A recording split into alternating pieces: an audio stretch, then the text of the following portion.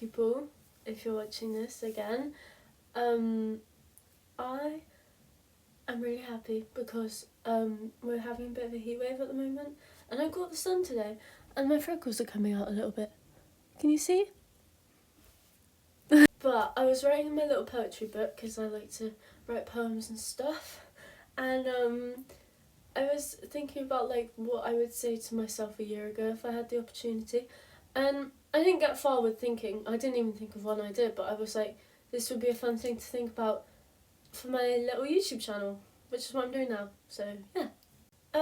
See, I would say like, because I've got so much stuff coming this year, like I'm seeing Taron Egerton unless he gets a understudy, which I don't want to think of, and I'm seeing Rex Orange County, I'm seeing Phoebe Bridgers, and other stuff that I can't think of right now because I'm seeing a Phoebe Bridgers. And so I was just like, I can't tell myself that in the past because then I'd ruin all the excitement of getting the tickets. So I'd say that I'm gonna see some cool bands, but then I'd be like, what bands? You know what I mean? I don't know, I got really hung up on that one. But I did think of one that I would absolutely love to hear, which wouldn't take any excitement or element of surprise away from my life, which is that I'm vegan. And I would be so happy if I knew that a year ago, because this time last year I was really trying, but I feel like I was at that sort of awkward, this isn't an excuse, I know, but I was at a sort of awkward age where I couldn't explain the fact that it wasn't just like a little thing that I was doing, like it wasn't just a little phase, like I wanted to change my lifestyle.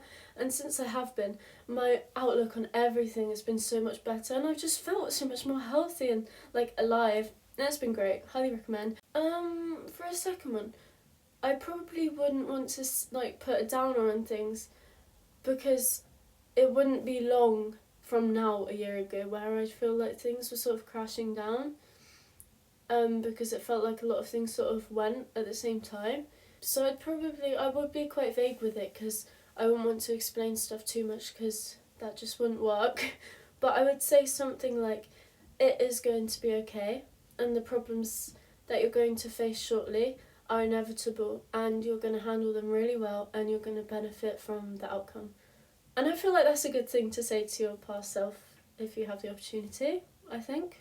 See, this is quite hard because I feel like a lot of the things that someone would tell their past self I wouldn't want to know in the past, because I would just linger on that thought for a very long time. So this is a very difficult thing to think about. I would say that I eventually managed to get my room how I wanted it, because it sounds weird, but I feel like my bedroom is a real reflection of my personality, and you can't really see it much from here, but I guess you kind of can, because you've got like the music and you've got the art and this. Yeah. This time last year I wasn't happy with it, and I like never wanted to be in my room, and whenever I was in it I just felt so grey and down, which sounds, no, it doesn't sound weird. I think that's a very normal thing to feel, and I feel like people don't talk about that. Why don't people talk about how much your room can impact how you think? Because when my room was all grey, your mum's tooth is okay. My mum had an abscess and it was pretty bad, but it's okay now. She still gets toothaches every now and again. She actually had one last week, but she's okay. It's not like a medical emergency or anything anymore, so it's okay.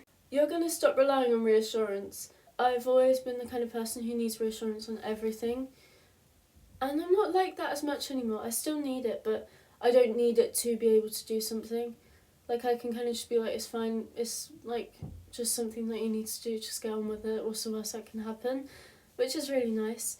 And I think that that's a really important thing that I would have needed to know, even though I eventually learned it, but it would have saved me a lot of trouble. Your grades are really, really good. You should be proud of yourself. You should be so proud. My grades plummeted during the lockdown because I did no work whatsoever, and I've only just really stopped catching up with that, but my grades now, they're so great. I'm so happy with like my mentality towards school at the moment, because whether I want to go or not, it's not whether I want to go, it's whether I want to focus or not. I just do it, and it's getting me the results, man. I'm happy about it. I'm trying to think of one last one that's kind of like a nice one to end on. Took my tampons, and it would have stopped that whole cabanza from happening. Or just listen to everyone that told you to change them after 4 hours and don't wear them overnight. And don't forget about them. Stupid girl. Okay, I'm sorry this has been a really weird video. I just kind of felt like having a little natter. No, this channel is just... This is what this channel is. It's okay. Okay, but if you did enjoy this video, thank you. And God knows how. I will see you next time.